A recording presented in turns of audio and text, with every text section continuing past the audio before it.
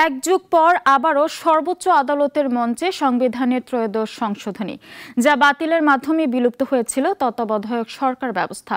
সেই রায়ের বিরুদ্ধে রিভিউ বা পুনর্বিবেচনার আবেদন করা হয়েছে। নতুন রায় পক্ষে এলে আবারও খুলবে নির্বাচনকালীন নির্দলীয় সরকার গঠনের পথ।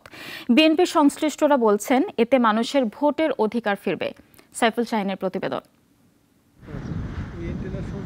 1990 সালে গণ অভ্যুত্থানে এরশাদ সরকারের পতনের পর সাধারণ নির্বাচন হয়েছিল অন্তর্বর্তীকালীন সরকারের অধীনে। তবে তখন বিষয়টি সংবিধানে যুক্ত করা হয়নি।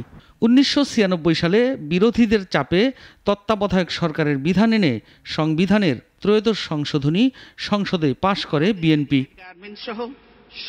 প্রধান বিচারপতি এবিএম খায়রুল হকের নেতৃত্বে 7 বিচারপতির পূর্ণাঙ্গ আপিল বেঞ্চ 2011 সালের 10 মে ত্রয়োদশ সংশোধনী বাতিল ঘোষণা করে রায় দেন।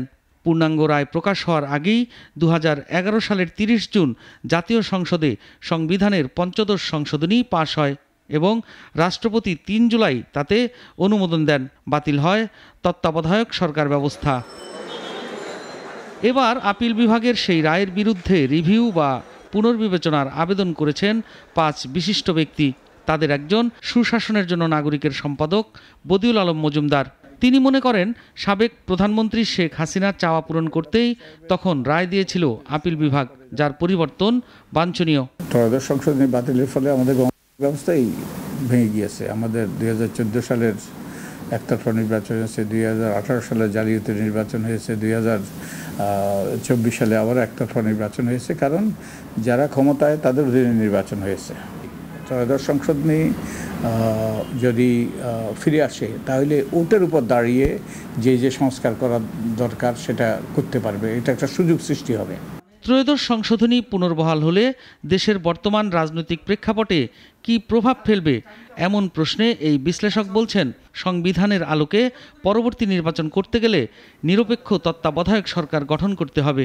এই ত্রয়োদশ সংশোধনী যদি রায় রিভিউ গৃহীত হয়, তাহলে কিছু আইনগত এবং কিছু রাজনৈতিক প্রশাসনিক সরকারি ব্যবস্থাপনায় কিছু সংকট দেখা দেবে।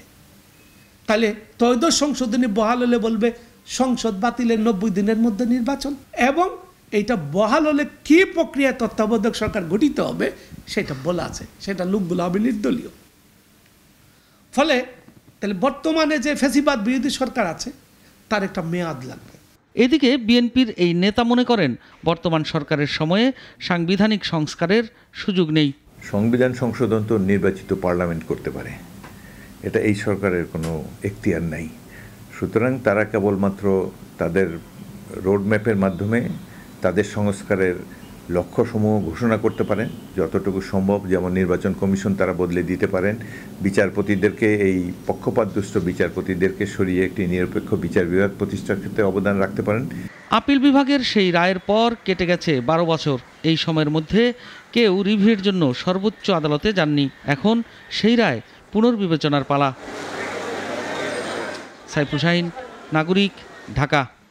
250-টিরও বেশি ডিজাইন অপশন নিয়ে ওয়ালটন স্মার্ট ফ্রিজ, বোঝে আপনার প্রয়োজন।